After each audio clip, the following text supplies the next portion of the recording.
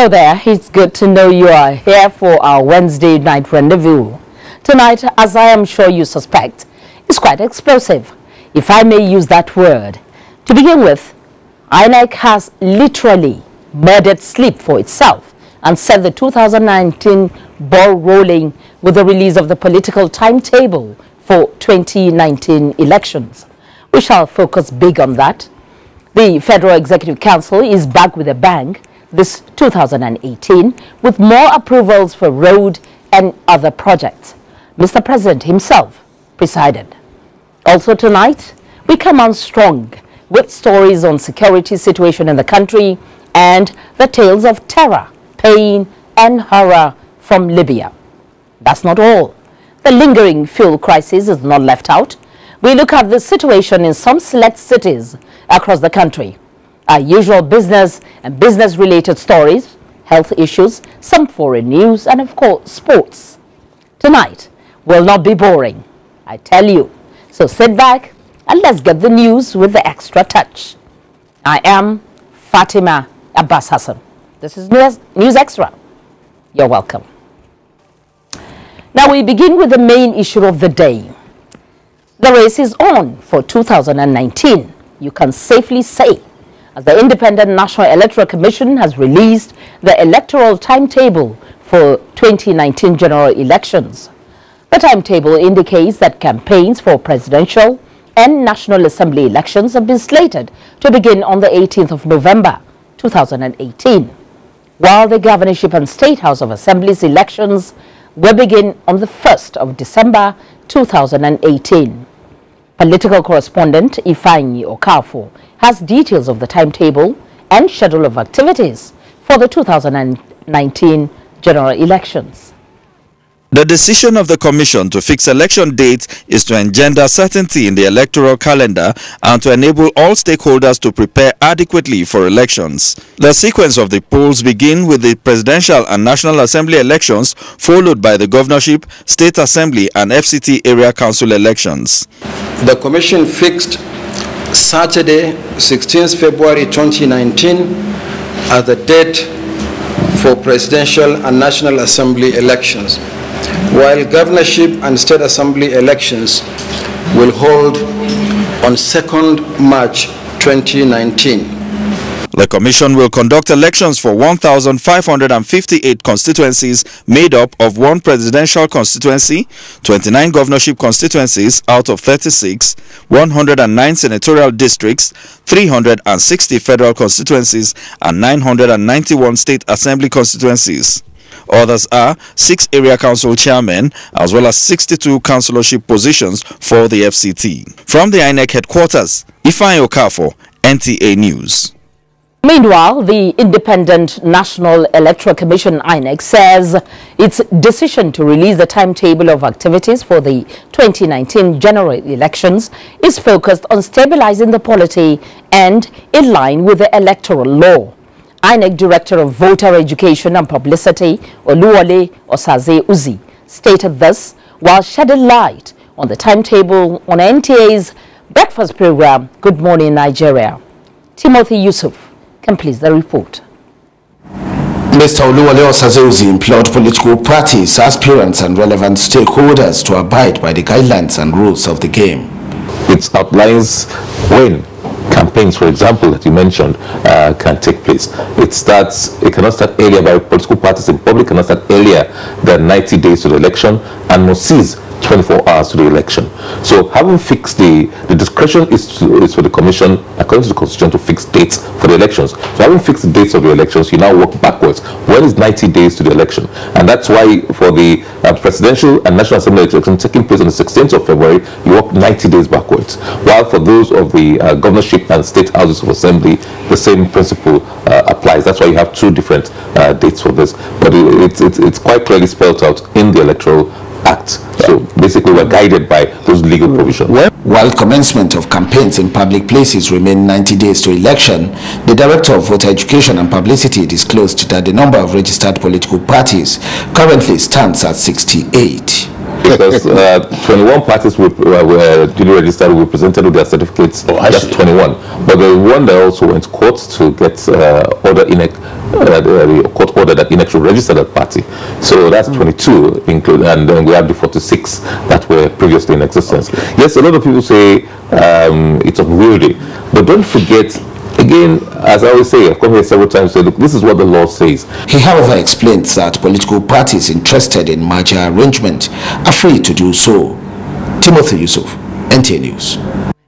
In the meantime, a cross-section of Nigerians say the release of the 2019 election activities by the Independent National Electoral Commission, INEC, is a boost to the nation's democratic culture and work in progress.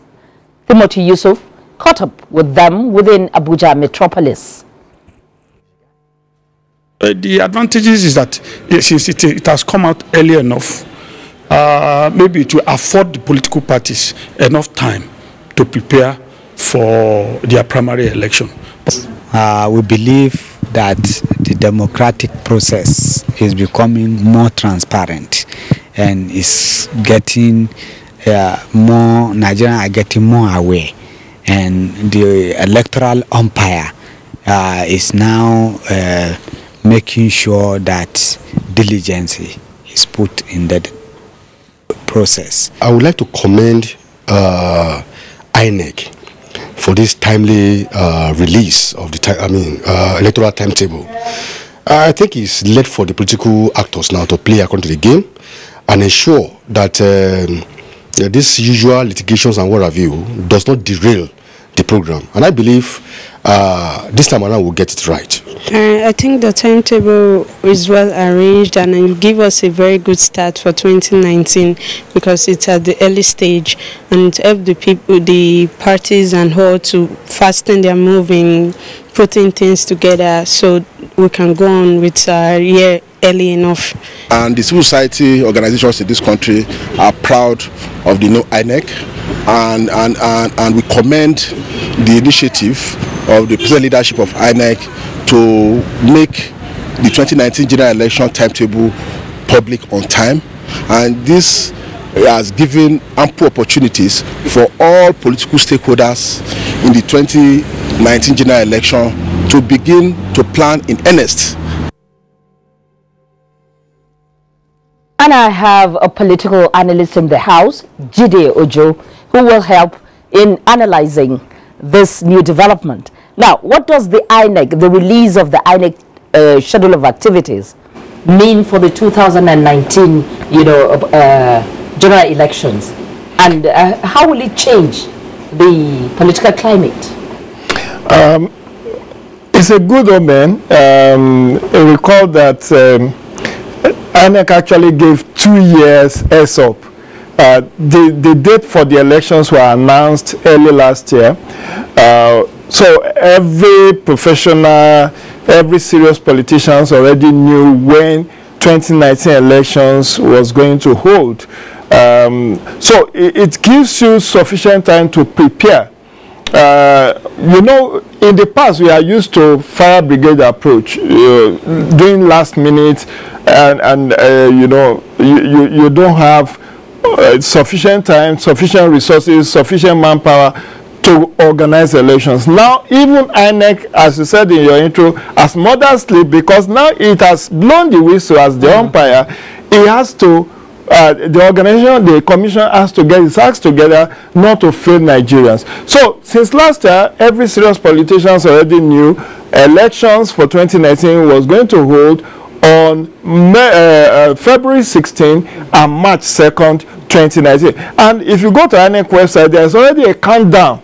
So now we have about 400 days, 402, 404 days to the first set of general elections, which is presidential and national assembly elections, holding on February 16, 2019. Okay, now that INEC has set the ball rolling, what is expected of the stakeholders in the electoral process? Like the president said in his New Year speech to Nigerians, we need to play politics with civility. We need to shun hate speeches. We need to avoid needless eating of the polity. You see, there is two sides to every coin. Much as it gives every serious politician sufficient time to plan and seek resources and organize itself ahead of the electoral battle of 2019. So also are those undesirable elements will also be planning. So the point is, the security agents needs to be on top of their games now that the whistle has been blown. The good thing is that INEC has what is called Interagency Consultative Committee on Election Security, which comprises of almost 16 military and paramilitary organizations. So they need to set the ball rolling. They need to be very proactive in nipping in the bud those undesirable elements that may want to distract and derail or cause trouble. But for the serious minds, like civil society organizations need to look for resources to engage, for instance, continuous voter registration exercise, deployment of observers, accreditation and deployment of observers, also looking for resources to carry out voter education, which is primarily part of what civil society does. Political parties need to also start thinking of how to conduct credible primaries, not imposition, not consensus candidates, because now the field is so wide, particularly with the registration of new political parties, that if a party fails to get its acts together, it starts to lose members to other platforms that are available. So it is in the best interest of every political parties and the gatekeepers within the parties to organize credible elections and to call their members to order, not to eat up the polity with hate speeches and also anything that can cause disaffection within the polity. So what is your expectation, in terms of preparation, peaceful conduct, and then the deepening of Nigeria's democracy? I think INEC is up to the task, and the assurance and reassurance that we have had from Professor Mahmoud Yakubu that yes, it's going to present, because particularly now that we have 22 new registered political parties, it's going to be an equivalent task for INEC, much more challenging than before. Recall that with 1,558 constituencies to be fight for, with already 68 political parties, that brings to a minimum of 105,944 candidates that INEC will need to manage in that electoral process. And that is for a start. Recall that INEC chairman also said that 90 applications are waiting screening, 25 of which has passed the first stage and are moving to second. So in the next 1 month or thereabout, we may actually be talking of registration of additional 25 political parties. But the most important thing is that to be forewarned is to be forearmed. Now INEC has its job cut out for it. It needs to do the needful to ensure that there is no eating up of the polity, there is no distraction, that we play politics of issues and not politics of hatred, politics of national unity.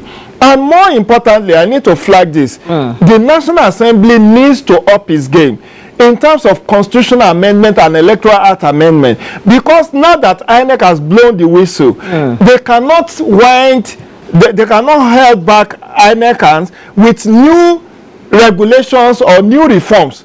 If it comes too late in the day, like issue of electronic voting, issue of independent candidacy, issue of voting, diaspora voting, if eventually maybe 3-4 months down the line, the Constitution and the Electoral Act Amendment now asks INEC to take this on board, it has cost implication, it has budgetary implication and all of that. So I will enjoin National Assembly to expedite and fast track the constitutional and electoral amendment processes so that INEC can be certain with the regulations for the 2019 elections. Okay, thank you very much. I guess this is where we have to leave it for now. Thanks for having me. We'll be talking more about preparations for the general elections in due course. I've been speaking with Jide Ojo, a political analyst who has given us an insight into the activities of INEC as they set the ball rolling for the 2019 general elections. And still talking politics, the Independent National Electoral Commission has issued certificates to the 21 newly registered political parties, formally making their transition from political associations to political parties legal. INEC Chairman Professor Mahmoud Yakubu presented the certificates to representatives of the new political parties in Abuja. Political correspondent Ifeanyi Okafor was there. The presentation of certificates to the 21 newly registered political parties is coming close to the 2019 general elections, which the Commission only recently released a schedule of activities and timetable.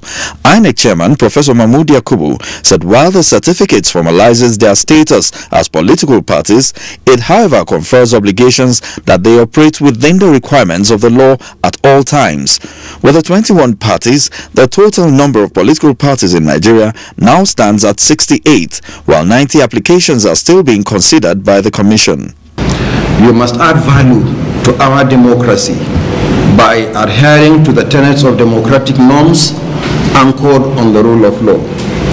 In electing your officials as well as candidates for various elective positions, ensure free and transparent processes. National Commissioner and Chairperson Elections and Party Monitoring Committee, Professor Antonia Simbini, and the Chairman Inter-Party Advisory Council, Mohammed Lawal Nalado, urged the newly registered parties to collaborate with the Commission and support IPAC's bipartisan consultation and representation at both national and state levels. This is to enhance free, fair and credible electoral exercise. Now, the celebration here is not actually for electoral victory, but actually one of the political parties that have been newly registered here are the INEC headquarters, Abuja. Ifeanyi Okafor, NTA News. And away from political activities, the Federal Executive Council held its first meeting for the year 2018, where it approved over 5.4 billion naira contract for the construction of a critical road infrastructure linking Enugu and Benue states. This is in furtherance of the government's commitment towards addressing the infrastructural deficit in the country for enhanced socio-economic development. State House correspondent Adam Musambo reports on this and other resolutions of the council today.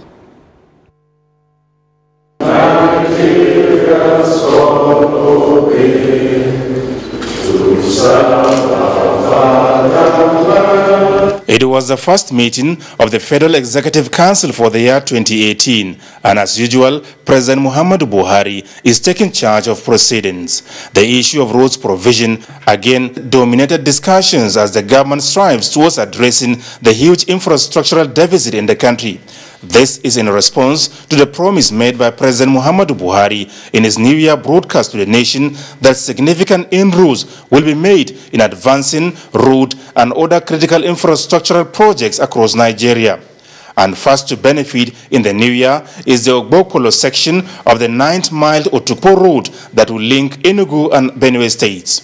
This is a major agrarian connectivity in support of our agricultural policy. So Council approved that memorandum. The award was to the existing contractor who is already working on the Benue section. So we should have a seamless deployment of machine and materials to site. We expect that this should be completed in 24 months. Contract sum is 5.44 billion naira. The Federal Executive Council also responded to the challenges of utility that affected the new terminal building of the Nnamdi Azikiwe International Airport, Abuja, on the new year. So in our efforts to deal with those challenges, we're putting up an independent power system at the airport, which has been approved by FEC today. And subsequently, we will also tend to the water supply challenges, sewer challenges, connectivity between the old and the new terminal, the apron size, and all the fire station that is blocking the usage of the apron, and perhaps also the control tower that is, cannot see the other side of the airport. All of this will be tended to in phases in preparatory to full utilization of the airport. The meeting of the council, which lasted about 4 hours, may or may not have discussed the volatile security situation in parts of the country occasioned by the recurrent farmers-graziers conflicts. But the Minister of Information, Lai Mohammed, told newsmen that the Buhari administration is doing everything within the limits of the law towards finding lasting solutions. The government is very, very concerned about the herdsmen and farmers clashes, and it's receiving attention at the highest level. Yes. As to who to send after what, I think that will be a decision, after thorough deliberation of the matter. He said details on the cattle colonies option will soon be made public. From the State House, Adamu Sambo, NTA News. The Vice President, Professor Yemi Osinbajo, says the federal government is working with states to promote values of good character, innovation and enterprise to ensure more businesses thrive in the country. The Vice President said this while addressing participants at the Southwest Regional Youth Summit in Oshogbo, Osun State. Olabode Arewa has that report. Addressing the multiple challenges of retrogression and unemployment in the Southwest region informed the convocation of the summit. Recalling the glory days when Southwest excelled in education and commerce, Vice President Yemi Osinbajo says Southwest region has enormous potentials embedded in its youths. However, there is a need for them to utilize all opportunities to better their lives through self-education, opportunity, and innovation. The federal government, it says, is promoting values of enterprise through social intervention programs and attitudinal change. If there are no values, no plan works. If there are no values, society will not work. And values are the fundamental principles of any society. In our culture, we work. In their separate submissions, Host Governor Ralph Aregbesola and his Oyo State counterpart, Governor Isiaka Ajimobi, said targeted efforts must be made to ensure Yoruba language and culture were not lost. For us not to be here, the secret is simple. You must first of all discover yourself, apply your discovery to develop your space. Acting Director of the organization, Sheye Ileye, says the mandate was given to it by the Southwest Governors Forum to develop a 25 years good plan for the Southwest with youth involvement. Youth groups from across the Southwest took active part in the summit. In Oshogbo, Olabode Arewa, NTA News. President Muhammadu Buhari has approved the appointment of Ahmed Rufai Abubakar as the substantive Director General for the National Intelligence Agency, NIA. A statement by Femi Adesina, Special Advisor to the President of Media and Publicity, says Abubakar, until his appointment, served as Special Assistant to the President of Foreign Affairs and International Relations. He holds a Bachelor of Arts degree in French language and Masters of Arts degree in Francophone Maghreban Literature from the Bayero University, Kano. The appointment takes immediate effect. IGP relocates to Benue on the directive of Mr. President. The details of this and more on security issues when we return after the break. Join us again. Standards Organization of Nigeria, SON, brings a new lease of life to Nigerian SMEs. SON has put a greater premium on developing standards aimed at improving the exports of the nation's food and cash crops. This explains why we have developed more standards for Nigeria's produce like sesame, cocoa, curry, and more, courtesy our accredited state-of-the-art laboratories. In keeping with the federal government's ease of doing business, SON has simplified its processes and turnaround time for SUNCAP and MANCAP to reduce substandard products and legal arm to prosecute offenders. Join Standards Organization of Nigeria in ridding our nation of substandard goods due to consistent market surveillance and raids. See something, say something. Standards Organization of Nigeria, improving life through standards. Meet Party for celebrating the high points of life with friends. Ah, selfie. Just a friend that keeps you nourished when you are by yourself. Healthy goodness inside and out. Packed with healthy nutrition, nourishing vitamins, power of protein, strength of calcium, revitalizing energy. Hollandia yogurt is bursting with goodness inside and out. Hollandia yogurt, it's all good. Hollandia.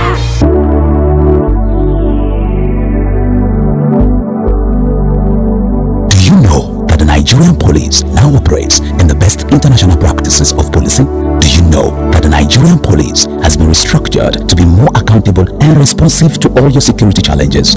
Now, what the police demand from you is your trust, your collaborative efforts by providing necessary information about criminals and their activities in your neighborhood. Be vigilant. To achieve our creed as we promise, we shall police the country based on international core values of policing with integrity. We shall ensure that rule of law prevails in our actions and activities. We shall respect diversity, display courage, show compassion, and demonstrate professionalism. We shall operate within the principle of democratic policing. We shall shun corruption, and we shall make Nigeria safer and secured under the leadership of IGP Ibrahim Otum Idris. Let the wind of change blowing across the country chase away crime for the benefit of our society. Yes, the Nigerian police says this change must come with peace and tranquility. This message was brought to you by the Public Relations Department of the Nigerian Police Force. I got the power, me I know the order, I know the footballer, but I sabi do the Ronaldo. I got the power, me I know the border, I know the Hello. You look awesome. Thank you. Tell me, what have you been up to? My dear, I walked down the road. Ah. Yeah. Tell me about you now. I'm doing so well. Seriously? Tell me, just me now. Okay, I'll tell you. Okay. Excuse me, what was that now? I'm getting so much money. So much what? Why did it become... Oh my God, I don't even want to mention it. Tell you shouting. Why won't I shout? It's nothing bad. Did you say it's nothing bad? Mr. Luka just found out that his son James was drowned at sea. And Mama Osaro too. Oh God, that poor woman. She was told that her daughter Nene was found on the streets of Italy, engaged in prostitution. Baba Sikiru just learned that. No, don't tell me that. I'm really disappointed. It's not what you think at all. No, you have to go, Bola. I have to go. No, come back. Even Zainab, come, let me tell you. No. Don't be deceived. You could be the next victim of human trafficking or slavery. Don't fall for it. This is a public service announcement brought to you by NTA. We're glad to have you join us again on News Extra tonight. Now, in view of the strategy by President Muhammadu Buhari towards finding lasting solution to the incessant farmers' herdsmen clashes in the country, a cross-section among the political elites have described the steps taken by the president as taking the bull by the horn, describing it as a viable one not only to put a stop to the clashes among the two groups, but also to guarantee peace and unity as a platform for functional development and economic prosperity. Political correspondent Abdullahi Garba Birninkudu has some talks with some of the elites. Politics always goes with the personal interest, which at times some politicians put themselves first above that of the nation. To this end, some political parties take advantage of situations to win the heart of electorates. But of concern to Nigerians in the current situation is the need for unity of purpose to address the clash between farmers and herdsmen to end the shedding of blood in the country. The actions taken by the federal government, which include deployment of security personnel to the hotspots and plan to hold a national conference, many say is a step in the right direction. It has been explained that the ranching thing is possible, is doable, and it is therefore an option that we need to look at. Similarly too, the government's plan to integrate livestock with arable production as a full-fledged agricultural practice with a view to organizing cattle rearers into units of colony for them to be fully embraced by the system in the provision of all needed amenities as a business and a way of life and income generation. The respondents welcome that as the most viable option. This also is indicative of the government's confidence in such an option as expatiated by the Minister of Agriculture and Rural Development, Chief Audu Obe. And it's also the best signal and message we can send to other Nigerians, those who have the resources, groups of farmers, herdsmen, whoever, that first of all, rearing cattle must not be the exclusive business of the Fulani. This thing has nothing to do with politics. People should drop party, people should drop their personal differences of their personal interests and come together and let's unite Nigeria. And when you come to this, it does not know politics. So both the PTP, the APC leaders, we must come together to solve this problem, and the earlier the better. The takeaway in this issue is that politics covers all aspects of Nigerians' lives. What is required is for the politicians to use the politics to promote national unity, because they command respect of all Nigerians as their followers. In Abuja, Abdullahi Garba Bruno Kudu, NTA News. Many thanks, Abdullahi. Now, the Inspector General of Police, Ibrahim Idris, on the directive of President Muhammadu Buhari, has held a meeting with stakeholders in Benue State towards finding a lasting solution to conflicts, especially in the wake of the recent crisis that led to the loss of lives in Logo and Goma local government areas of the state. Bem Hanya reports that the meeting resolved that security agents should take more proactive steps to avert any further attacks, and said those involved will be fished out. Now, the immediate consequence in any conflict where violence is involved is the displacement of persons, popularly called internally displaced persons, or IDPs for short. Now, the recent attacks in Benue have brought about this unfortunate situation, and we are aware of IDP camps already in Nasarawa State. However, following the presidential directive, more camps have been opened in Benue State. The problem here, however, is that these camps in Benue are lacking basic amenities, and the IDPs are appealing to the state government to for urgent assistance with basic relief materials. Elias Itiev tells us more.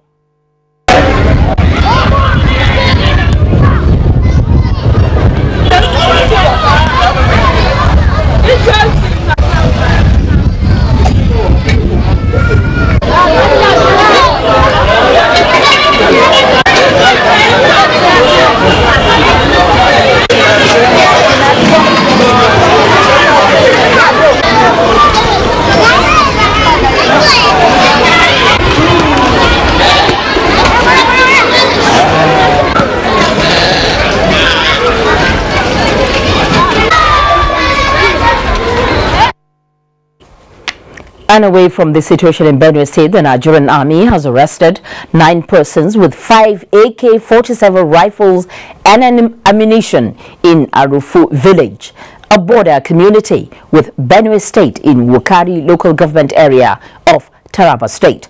The suspects were arrested by men of the 93 Army Battalion, Takum. Joseph Zana Gambo has the details.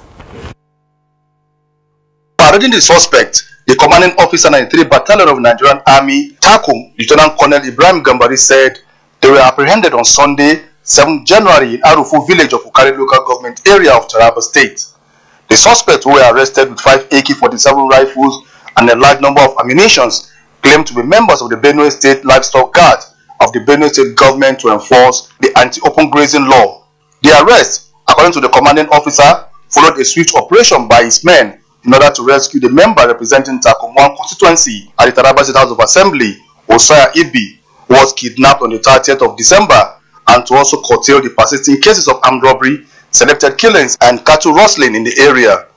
Over the time, there exists some illegal security outfits operating as vigilante in this area. Among them are this civilian joint task force from Benue State, who were arrested by my men in Arufu in Wukari local government area of Taraba State. Some of the suspects said they were operating as civilian JTF in Benue State since June last year.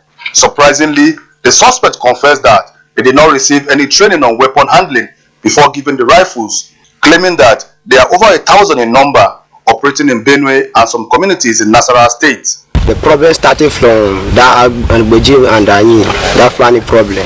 That's why they still call us back, and that's on that Friday they call us back. They still handle all these things so that we go there for maintain peace day. Do you mean without any training you are just handling with? They tell us that we are going to train us. The suspect, as explained by the Army commanding officer, will be transferred to the 8th Army Division Enugu for further investigations and necessary action. From other military barracks, Takum, Joseph Zana Gambo. In the meantime, the police and army have carried out a joint operation to quell farmers' herdsmen clashes in about 6 communities of Lau, local government area of Taraba State. Again, Joseph Zana Gambo reports that the joint operation led by the Taraba State Commissioner of Police and the Brigade Commander 23 Brigade Eola has helped in restoring some level of peace in the area. The detachment of policemen led by the Taraba State Commissioner of Police traveled from Jalingo through the Jambutu, Yusa Fulani and Yusa Yandan axis to Donada and Katibu. Many people were also fleeing the areas, while yet a handful were sighted in some villages keeping watch. The team of policemen met with army team from the 23 Brigade Yola led by Brigadier General Mohammed to carry out joint patrols of the crisis spot. The effort helped to stop the spate of killings and destructions, which was said to have been triggered by a reprisal attack by militia. We've gone around preaching peace, advising people to live together as members of the same community, as people of the same background and what have you. The brigade commander of the 23 Army Brigade Yola, Brigadier General Mohammed, handed over 3 suspects arrested by the army to the police, saying the effort to ensure total peace in the area will be sustained. In Jalingo. And still talking security, Operation Absolute Sanity, launched by the Nigeria Police Force, has continued to make the desired impact in stemming the tide of armed robbery, kidnapping and other criminal acts in the country as the force again parades another set of suspected criminals. Runke Kolawale has the details.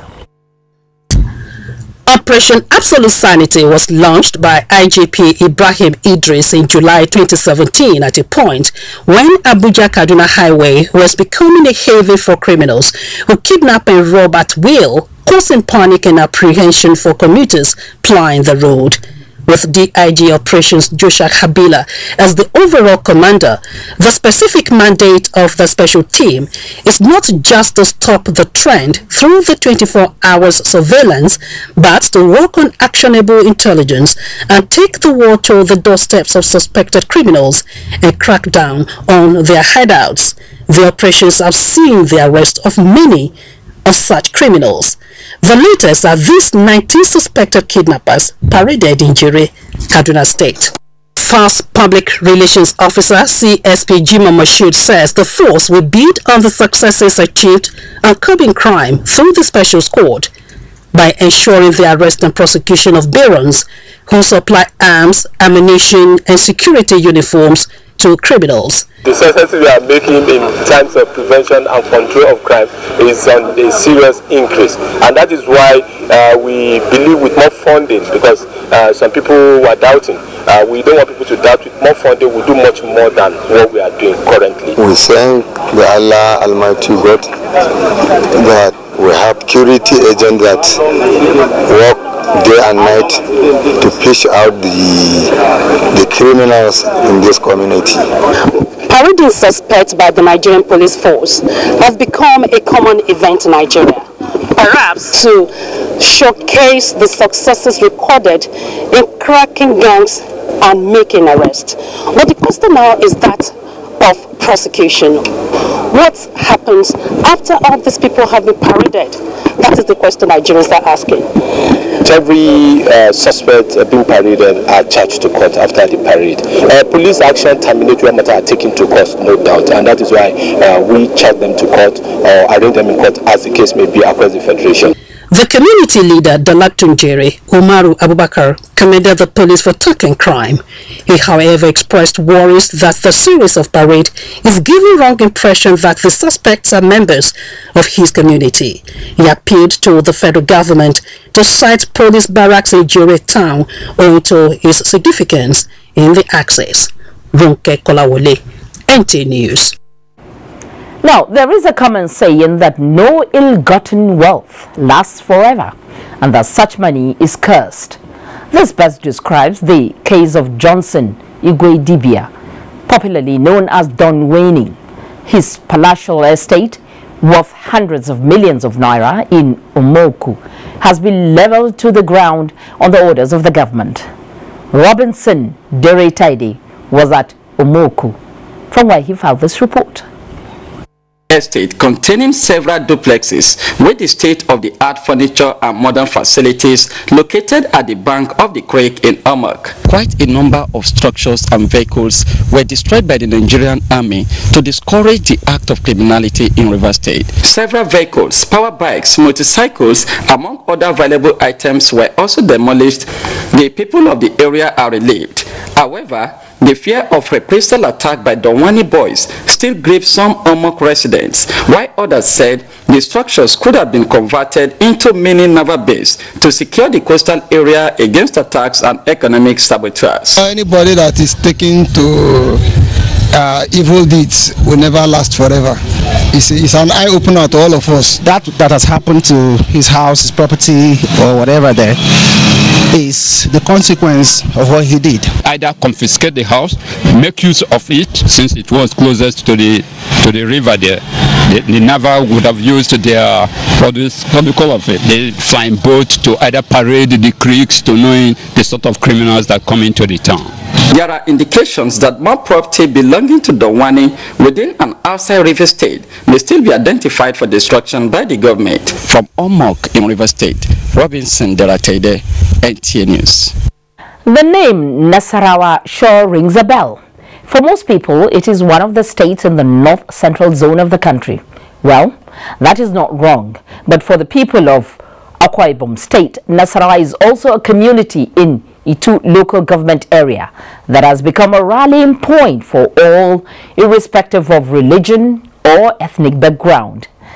Marian Vincent Oko tells us that Nasarawa in Akwa Ibom State is a beautiful study in peaceful coexistence and truly a center of unity. The story of this community, which comprises mainly of Nigerians from the northern part of the country, dates back to 1999, when a few of them met with the government in power to seek for relocation where they could transact their daily business activities. This area at Mbakitam in Itu local government area of Akwa Ibom State was then allocated to them. But from what we see today, the area has transformed from a mere business center into a home for so many of them.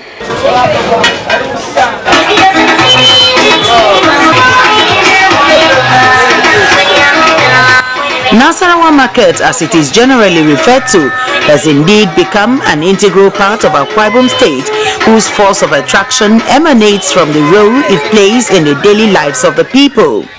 For those who want to have a taste of the northern experience in Akwa Ibom State, Nasarawa is the immediate answer. Our trip to the area brought us in contact with Alhaji Umaru Usman from Adamawa State, who has lived in Akwa Ibom State for over 30 years. He tells us how Nasarawa community came to be. I am the first person to came here in this place. When my brother, Allah Barkim Umar, Muhammad Umar, he called it. I am with him who opened this place. School, I go to school here, from primary to secondary school.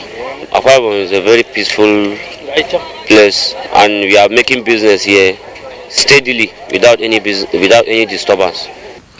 The name Nasarawa, which means peaceful place, has indeed played out in Mbagitam village, its host community, where the people have over the years continued to coexist peacefully.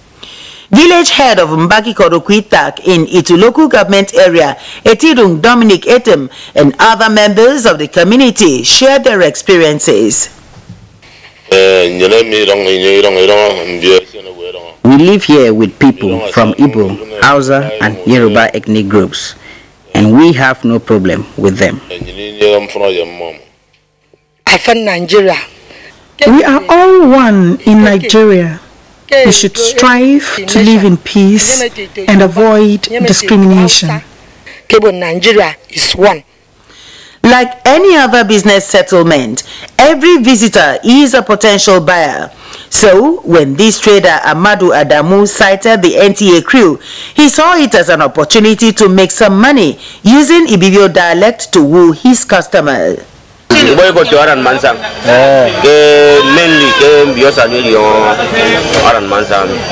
Like other children born here, Isa Adamu from Adamawa State, who spoke to us in Ibibio language, says the unity of Nigeria transcends geographical location and religious beliefs. If people will understand that there is no need for all this fighting, then Nigeria will be in peace. Jude Believe and Enyekema Karimo, whom we met at Nasarawa Market, are core members of Akwa Ibom State origin who are currently serving in Taraba State. They are of the opinion that the uniqueness of Nigeria lies in her unity in diversity. They say their experience in Taraba State is not different from what they have back home in Akwa Ibom State. There is no discrimination. So I believe also everybody should live in peace and unity. Despite the differences in language, culture and beliefs, the bond of unity between members of Nasarawa community and their host stands out.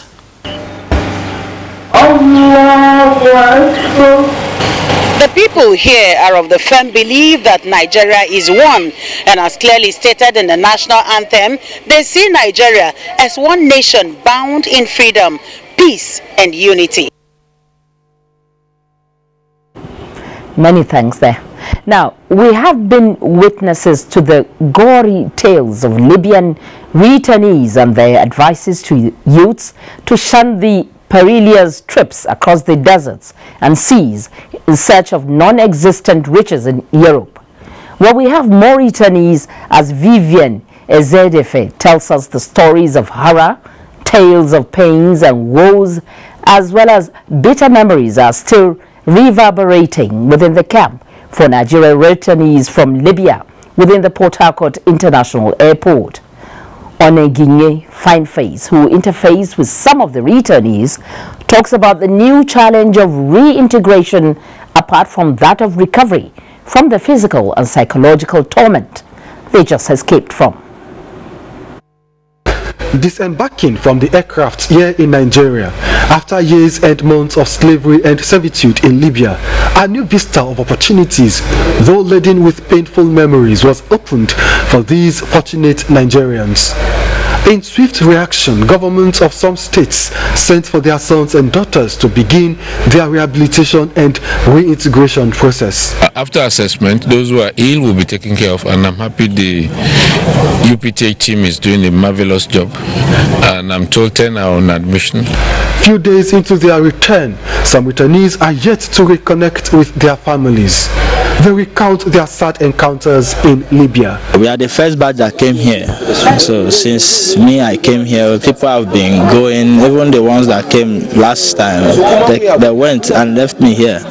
Only me from Benin State, and nothing have been done with me. I have not heard from my state. 9 o'clock I started working till 11 o'clock. After that, give me money, say you don't have money. I thought they want to bring the money. He went to the booth, used the AK-47 and crushed my leg, scatter all my 2 legs.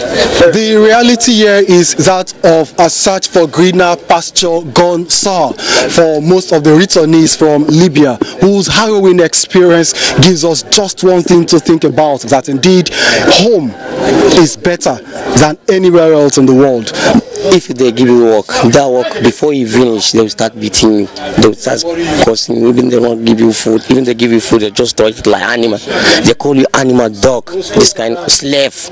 All they can do now is wait and hope for another chance at making meaningful living within the shores of Nigeria. In Port Harcourt, Onengiye Fineface, NTA News. And taking you back to the situation in Benue State, the immediate consequences in any conflict where violence is involved is the displacement of persons, popularly called internally displaced persons, or IDP for short. The recent attack in Benue has brought about this unfortunate situation, and we are aware of IDP camps already in Nasarawa State. However, following the presidential directive, some camps have been opened in Benue State. The problem here, however, is that these camps in Benue are lacking basic amenities, and the IDPs are appealing to the state government for urgent assistance with basic relief materials. Elias Itier tells us more. It is a pensive moment for the internally displaced persons who are camped at the RCM Primary School, Daudu. While the women are struggling to cook for their children to eat, the elderly sit under the trees reflecting on their helpless situation. From our place to this place, it is up between 12 to 15 miles. We trek, and this thing happens in the night. The camps have been opened in various places in the state following President Muhammadu Buhari's directive through various delegations to the state and Governor Oton's proactive measures, but there are challenges and lack of basic amenities. It was the same story at the then IDP camp located in Abuja Council Ward, still in Gumalopo government area, as the people cried out to government to come to their aid. We have no water, we have no hospital here, and if our wife or our children are sick, we don't know where to carry them. Executive Secretary of the Benin State Emergency Management Agency, Mr. Emmanuel Shio, says modalities are being put in place to address the situation. We have called on NEMA, we have called on National Commission for Refugees, or in Abuja we have called on UNHCR. For now, the IDPs are waiting for the much expected succor while security is being built up in the affected areas. In Makudi, Elias, Etiaf, NT News. Business from Lagos Network Center and fuel updates in some parts of the country.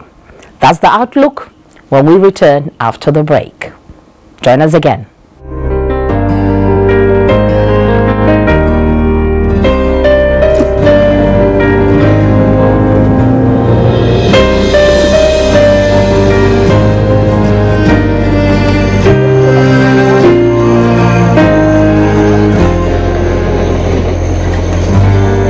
Come join us. Mom says we have more than enough. Wherever you may travel, whoever you will be with, we wish you a supreme Christmas. Be supreme, Nigeria. The National Agency for Food and Drug Administration and Control, NAFDAC, is working to ensure access to safe, good quality essential medicines with the World Health Organization pre-qualification of made in Nigeria pharmaceutical products, stiffer penalties for fake drug offenders with a review of NAFDAC laws, national, regional, and international collaborations, cutting-edge technologies, including the mobile authentication service. For the last 24 years, NAFDAC has made steady progress in ensuring that the health of the nation is protected.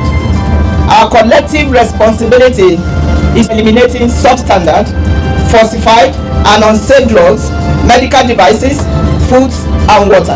I urge all Nigerians to support NAFDAC in safeguarding our health.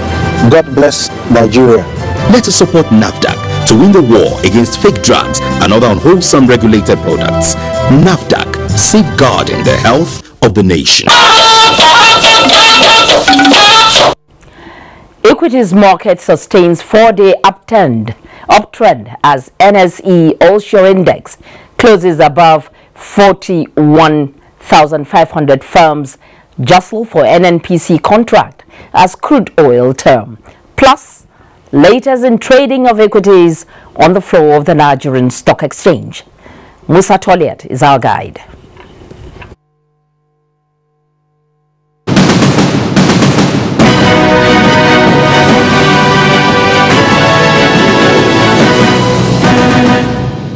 Good evening and thanks for joining us on Business News segment.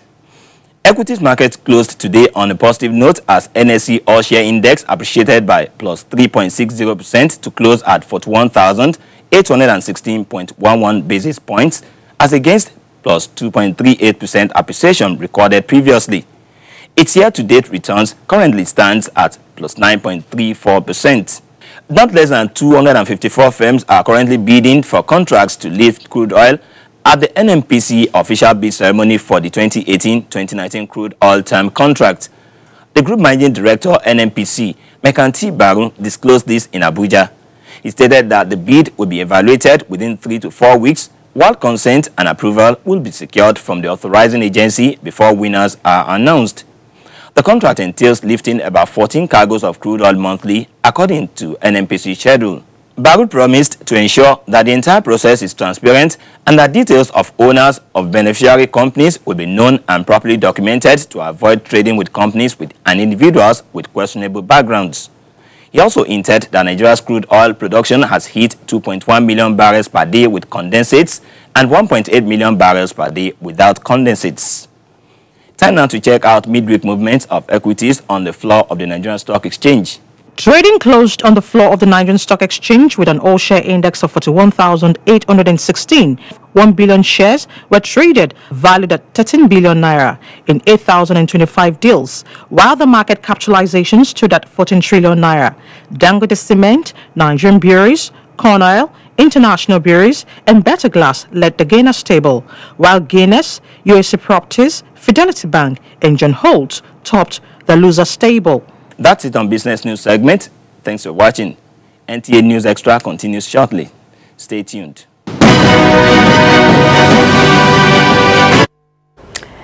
In line with its statutory role of maintaining records on petroleum industry operations, particularly on matters relating to petroleum reserves, the Department of Petroleum Resources, Lagos Zone, has undertaken an on-the-spot assessment of some major oil depots in Lagos. Rotimi Oluwagbemi, who compiled this report, says some of the depots visited complained of not receiving supply of petroleum products in recent times. The depots visited by the DPR team have premium motor spirits as trucks were seen loading the product. However, depot managers decried the shortfall in the supply of PMS from NNPC, pointing out that this deficit is affecting their operations. The average supply has been 20,000 tons hitherto, but presently I have just 10,000 tons, which takes me just barely 3 days. Expected to receive was 23 million plus, and we are giving 13 million. 26 million, and we are giving 13 million. We are still expecting the balance of the 13 million plus. We got the last cargo in November. We just got this some few days back, maybe 2-3 days ago. And that's what we're doing, acting on now. Other depots visited reported no supply of the product. We received vessels last 27th of December last year. And we've not even know when another one is coming in. We expect if actually we want this crisis to go down, the government should assist by providing intervention fund, making dollars available for individuals that has depots to import. Meanwhile, Wale Akinyesoye, who led the team, assured Nigerians of government efforts to improve on the effective distribution of the available products to avoid hoarding. At least from what we have seen, the situation has improved, or is improving. I would say it's improving. We are not there yet, but we are facing the right direction in terms of product availability, if we are able to consistently build up on this. The DPR team assured depot operators that government is leaving no stone unturned to ensure that the supply is regular. Now, the truth of the situation is that Abuja and Lagos have for a week experienced a reprieve in the excruciating surge at petrol stations for the gold liquid. The situation is not so in many other parts of the country, where the NNPC, DPR, and Civil Defense Corps officials are battling to curb sharp practices and ensure Nigerians get the commodity at the approved pump price.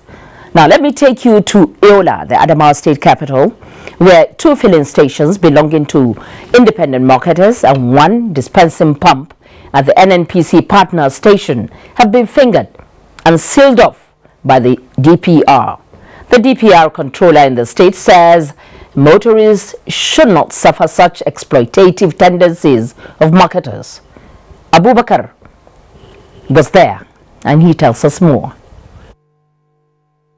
The visit of the controller of the Department of Petroleum Resources to some filling stations is aimed at wiping out cases of diversion, hoarding, selling above government pump price, questionable quality of the product, and ineffectiveness of the dispensing pumps of the fuel product.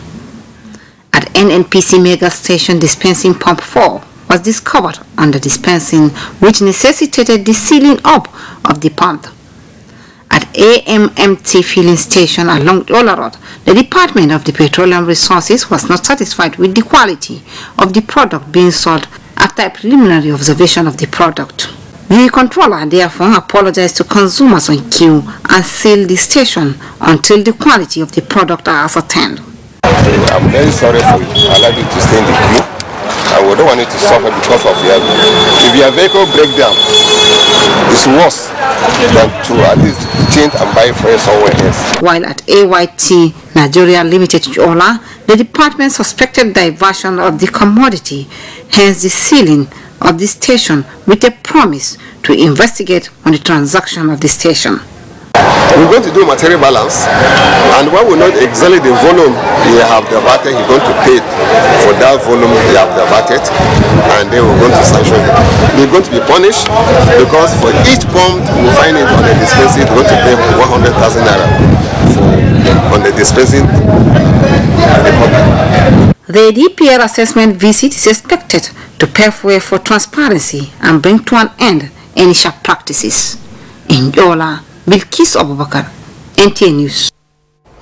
And from Jos to Port Harcourt, where we hear that the distribution of petroleum premium motor spirit in the South-South zone is currently characterized by diversion and racketeering along the distribution chain, resulting in a number of fuel stations being without the product.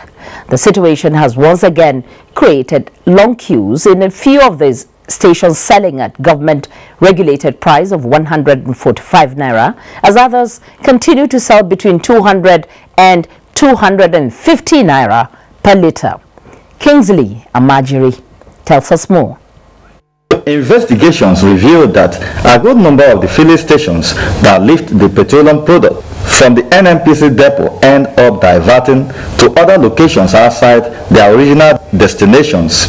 Some of the independent marketers who sell beyond government-approved pump price told our correspondent off record that they go an extra mile to get the product and would be undoing themselves if they sell at 145 naira per litre. It's a sorry situation for the motorists who are keen by this NNPC filling station waiting to get the product at the government regulated prices. They said they will open by 11 o'clock. This is the only filling station that is selling normal price. The only hope is of getting it at a cheaper rate is to queue on this line.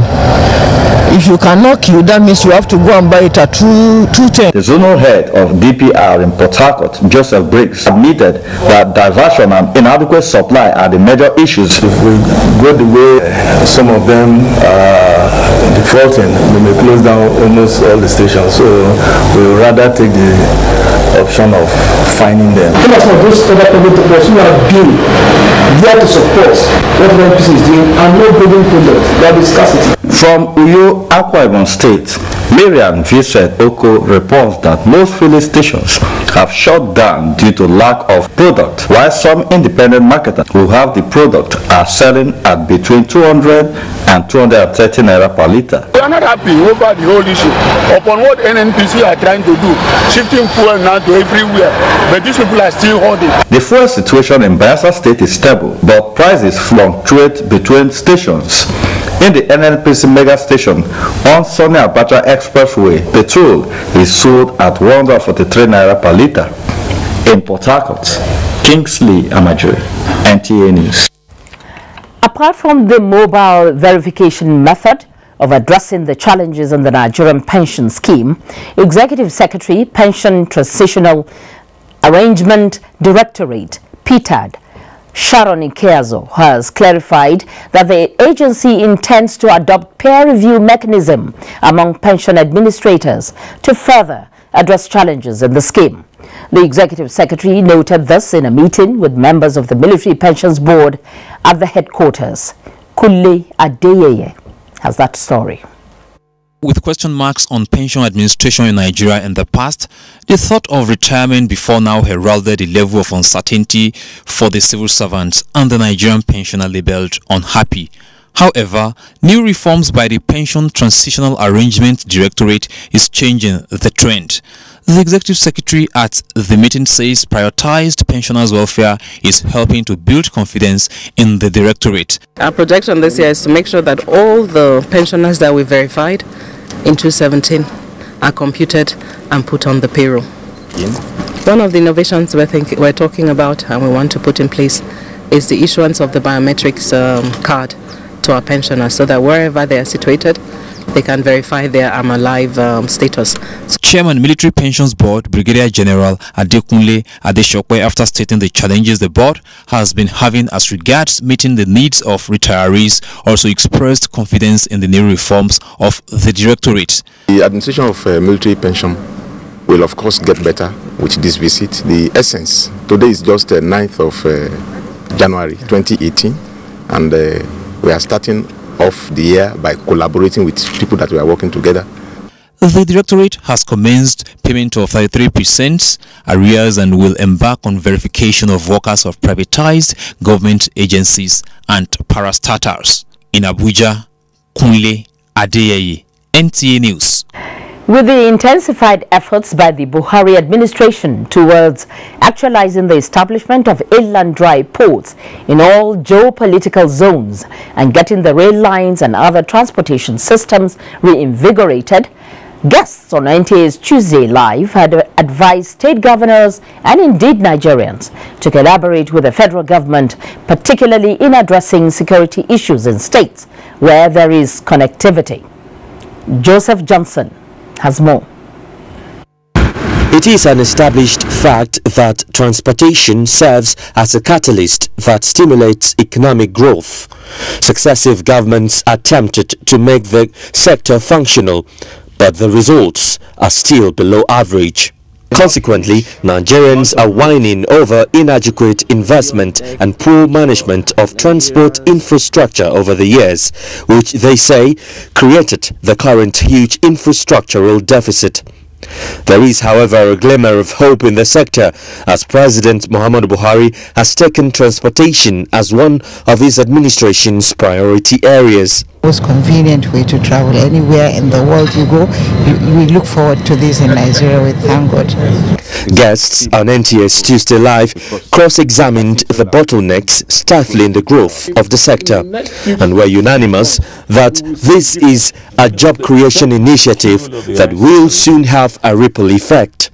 What government is doing is basically to create jobs, most importantly to the president, and ensure that we encourage investors and businessmen to go about their business while government provides necessary infrastructure that aids you to do this business. There are so many benefits the shippers go to enjoy instead of going to Lagos. And in addition, it will empower the people within the states and generate more revenue to the federal government. The Federal Ministry of Transportation is, making a revolution for providing appropriate infrastructure, not only providing them, making them modern, but the integration, of this infrastructure is very important. And the rail is not in competition with the road. It's complementary. Every infrastructural challenge in Nigeria will be overcome. And Nigeria will become infrastructure sufficient, and the public-private partnerships will play a very key role in achieving that. That's my dream. And indeed every Nigerian's. But in a highly populated country like Nigeria, the reality of having an improved transportation, they say, will be a step away from a collective dream that has over time eluded many citizens. Joseph Johnson, NTA News. Now, commuters plying the Suleja-Mina Road have expressed worry over the slow pace of the ongoing rehabilitation work on the existing carriageway and the dual carriageway project of the federal government. Mukhtar Abubakar Wowo, who is monitoring progress of work on the project, now reports. The The recent intervention by the present administration of Niger State government to rehabilitate Suleja Mina Road gave hope to the road users. But despite the little progress made in more than 2 months, the about 10-kilometer span between Kwakuti and Lambata remains a dead trap for motorists and passengers. Some road users express dissatisfaction with the slow pace of the rehabilitation by the Niger State government and appeal for speedy completion of the work, saying it endangers the movement of people, goods and services. Between Ilorin, Southwest to Abuja, this is one of the roads that they follow. So they should do something to fast track. They should see that they help us and repair the road. Don't tell me they suffer from Suleja to Mina. The road is not good at all. The delay of the road, in fact, is too prolonged. They should just try their best and then fix the road. The Permanent Secretary, Ministry of Works, Niger State, Umar Muhammad Bawa, hinted that the work will be completed immediately the construction company resumes from break. If the contractor handling that portion resumes back to site, it may not take more than like 3 months or so. On the issue of reimbursement of the money the state government had spent for the rehabilitation, Umar Muhammad Bawa says the government is liaising with the Federal Controller of Works in the state to fill some gap regarding the reimbursement of more than 3 billion naira spent by the state in its intervention. The Federal Controller of Works, Ihenayo Felix Umi, however, says the issue is how to ascertain the amount claimed to have been spent, as the federal government was not involved in the work. Even if the federal government want to reimburse them, the issue will now come. How do we know that that thing is 3 billion naira? I wasn't there. So that's why I did in the beginning, I was with them. I can be vetting it and confirm that it's 3 billion naira. Meanwhile, on the dual carriageway project, the contractor resumed work on the phase 2 project, comprising the reconstruction of the existing carriageway 002 95 km and the construction of new carriageway from 40 to 95 km. In the first phase, which is the construction of a new carriageway from 00 to 40 kilometers, the Federal Controller of Works, Niger State, Ihenayo Felix Umi, says the contractor is expected to resume work as he was cleared of the over 300 million debt. The work in section 1 and section 2 will be going on concurrently now. All efforts to get response from the contractor, especially on the state of the already completed portions of the new carriageway in bad shape, prove abortive. It is hoped that the authorities concerned will do everything possible to complete the rehabilitation and the construction of Suleja Mina dual carriageway in order to alleviate the suffering of the road users. Mukhtar Abubakar, NTA News. Well, turning to the NTA celebration, yes, NTA is 40. You must have noticed the recurring of some of NTA's vintage productions to mark NTA at 40. Cecil Ebele in this report features some of NTA's A-listers who kept the flame of TV broadcasting alive in their time. They recall memorable moments they hold so dear. TV programming and viewing over the years has undergone remarkable changes, from the big box in your living room producing analog TV signals to productions like Cockroach at Dawn, giving its cutting core to herald today's soaps and dramas.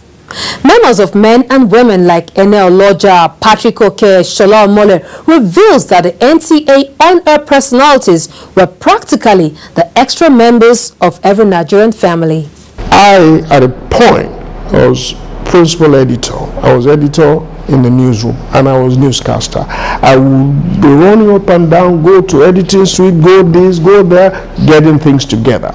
I'll still be editing a piece and somebody will be helping me put on my agbada so that I'll dash into the studio and say good evening and start the news. It was just exciting. It was an exciting time, and it was also a learning time, because we didn't have what you had now. To do a story, a 5-minute story those days, we stayed in the editing booth for like 8-9 hours. Today, with the aid of digital technology, programs are produced with ease.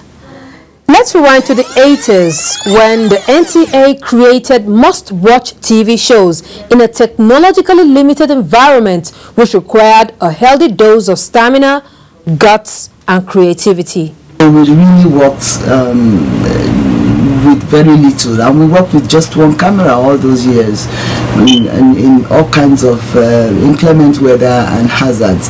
You know, you saw things like Mirror in the Sun, for example, and all those. Even the one that was supposed to promote farming, you know, Cockerel at Dawn, and you saw so many things behind those things. The kind of thinking, you could actually come from a place like Ghana and sit down and watch that kind of a thing, and you would feel that you've seen something. While the media space is suffused with a plethora of viewing choices, the initial platform still deserves its kudos for daring to launch into the unknown when the rewards are uncertain. There is no TV station in this country today, none, that would not have had an NTA component by way of either a former NTA staff or some NTA person who is helping them along.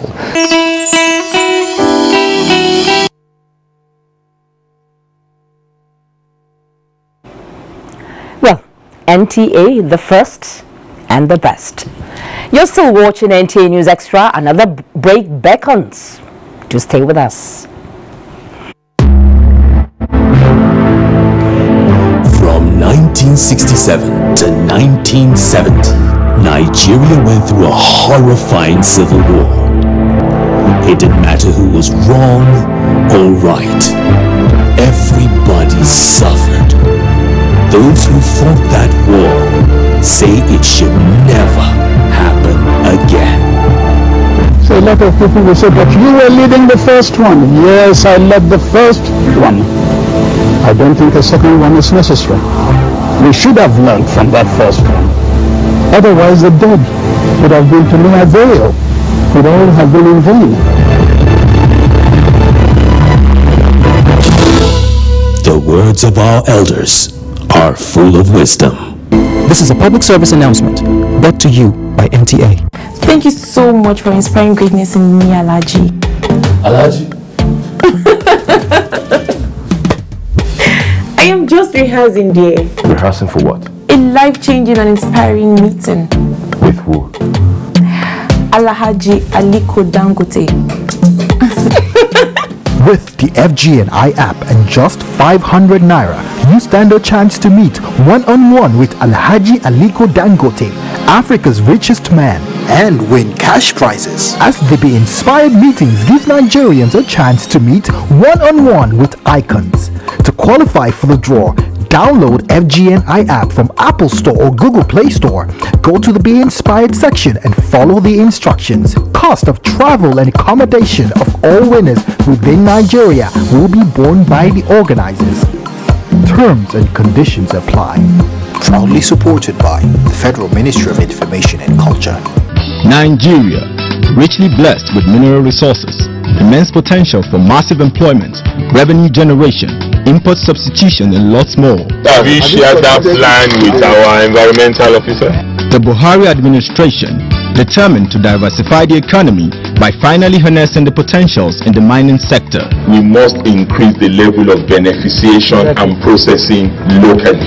Watch Translating the Potential, showing Thursdays from 10 to 10:30 a.m. on the network service of the NTA.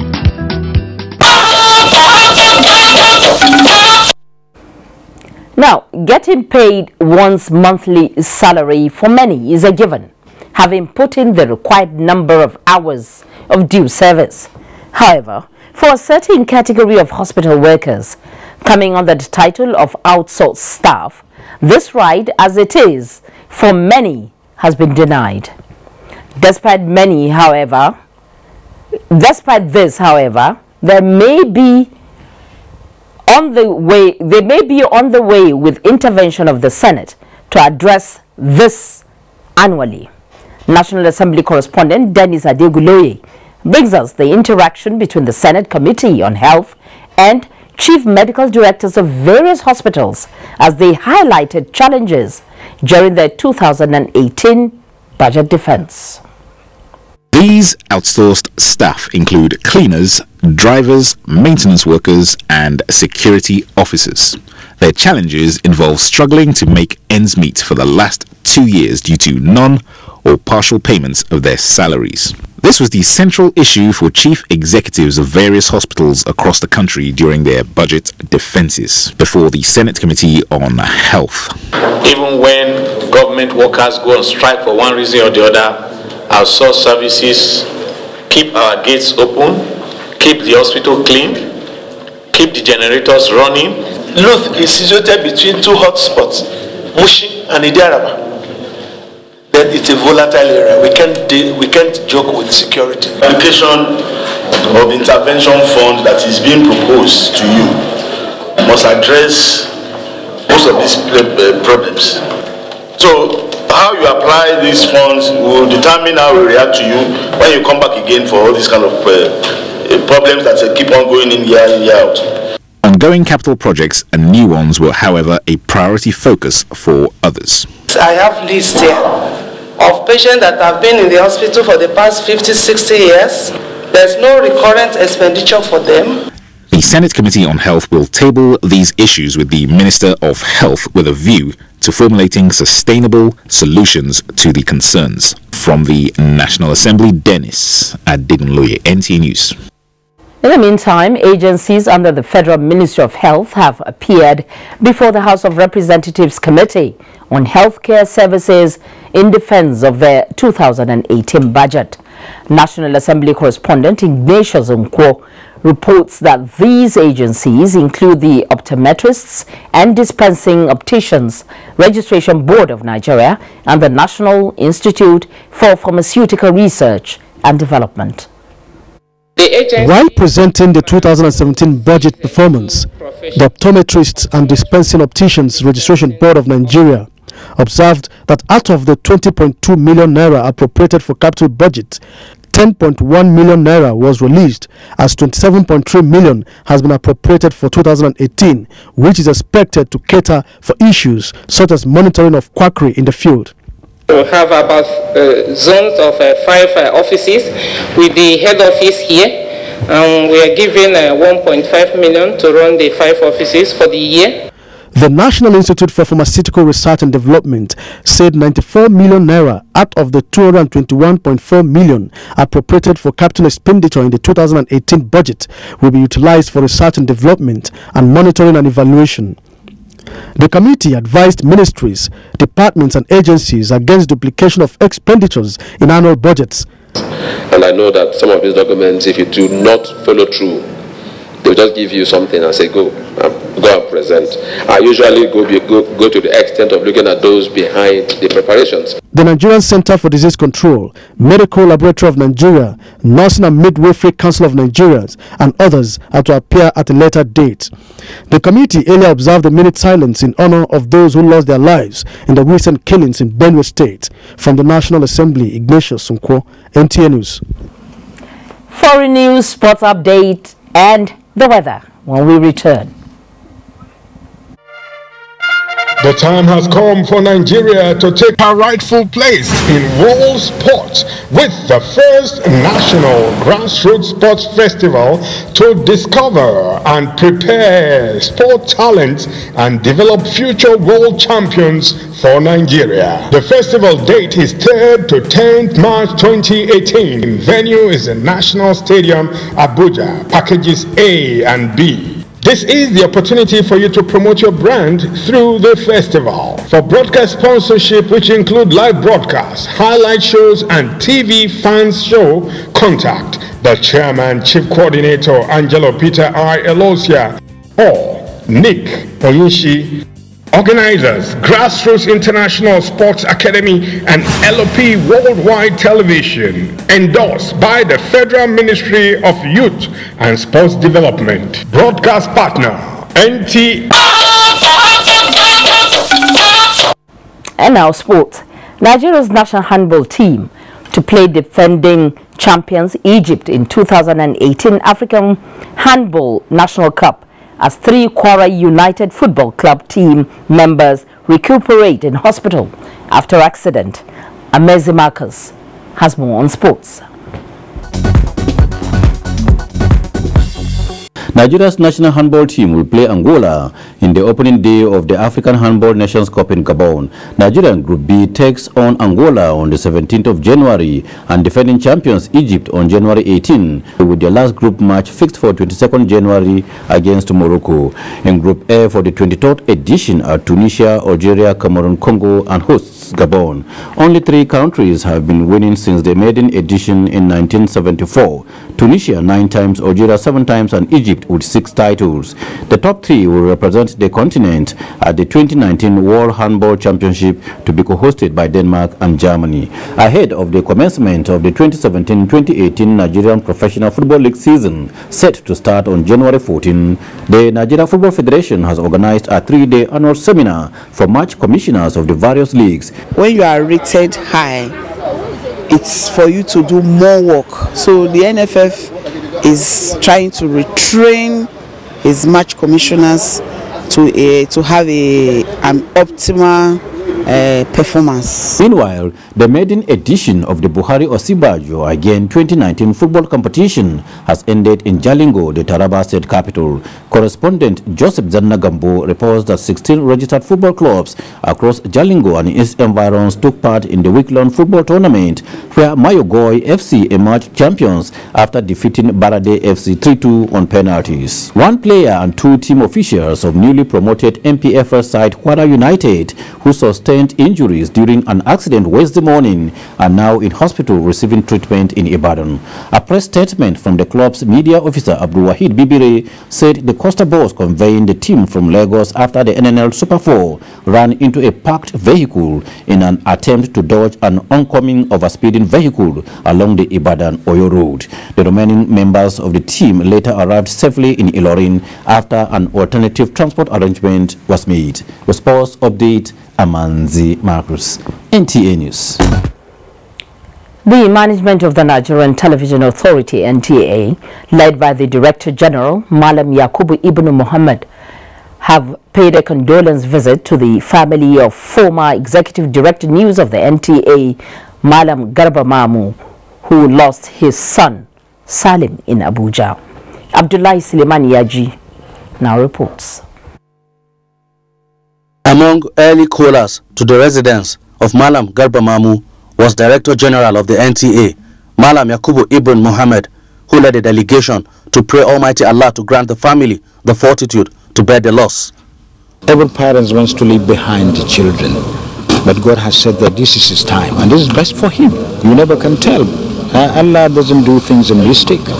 And we that are living, we are not just left behind, but we are left to go. Those that have gone are not too much in a hurry. So obviously from the Islamic perspective, whatever happens to you is from God, and we shall go back to him too. God gives and he takes, and everybody has his own time. You cannot pass your own time. So the consolation is that God can give you and you can take at his will. And the entire family is highly likable because of his way of treating people naturally, and he has got very good understanding, and he is a darling to all. Malam Yakubu Ibn Muhammad described the death of Salim as a painful one, especially with the deceased prospects of contributing his youthful experience to the development of Nigeria. The Director General admonished the family to take heart and take the incident as the will of God. The deceased, Salim Garba Mamu, passed on in the early hours of Wednesday and has since been buried according to Islamic rites. Abdullahi Suleiman Yaji, NTA News. May his gentle soul rest in peace. And now a quick look at the weather forecast for Thursday. And welcome to weather forecast for Thursday. Now this satellite imagery shows that there are evidence that we're beginning to see some rain-bearing winds over some part of the coast and the inland of the south. This should give some appearance of cloud in the coast of our forecast. And for the detail of Thursday's forecast, we expect predominantly dusty conditions throughout the day over the north of the country. While across the central state, we expect dusty conditions also in moderate visibility of about 3,000 to 5,000 meters over places like Abuja and Mina. Over the coast and the inland, we expect fog and mist patches in the early hours of the day, which should lift to partly cloudy conditions in the afternoon. While across some part of the coast of the southeast, notably areas around Port Harcourt and Calabar, there are slim chances of isolated showers at some point in the afternoon. And that's where we'll leave you for this forecast. Do stay tuned for our temperature graphics. I'm Olubade Damola, and thank you for watching. And with that weather report, we come to the end of NTA News Extra tonight. We thank you for joining us. It was indeed a pleasure bringing it to you. Join us again, same time, same station next week. Until then, on behalf of everyone out here, we thank you for watching. Have a pleasant night rest.